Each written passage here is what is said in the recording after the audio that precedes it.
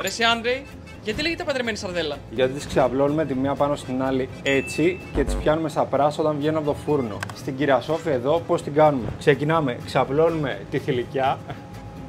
Λοιπόν, βάζουμε λίγο ελαιόλαδο, λίγο λεμόνι, αλάτι, πιπέρι. Έχουμε κάνει ένα χαρμάνι με ντομάτα, φρέσκο κρεμμύδι, ξερό κρεμμύδι εδώ, ελαιόλαδο, λεμόνι, αλάτι, πιπέρι.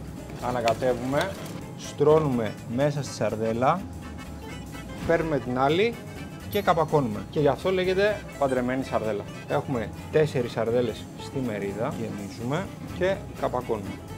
Λοιπόν, τελειώνουμε ελαιόλαδο μπόλικο, δεν το φοβόμαστε, λεμόνι, λίγο αλάτι για να σφίξει η πέτσα πάνω και πάμε στο φούρνο.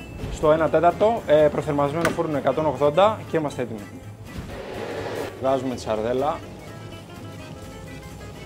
Έχουμε το μείγμα που δουλέψαμε πριν. Προσθέτουμε λίγο ακόμα μέσα. Λίγο φρέσκο άνηθο, λίγο φρέσκο μεντανό, λάδι, λίγο λεμόνι.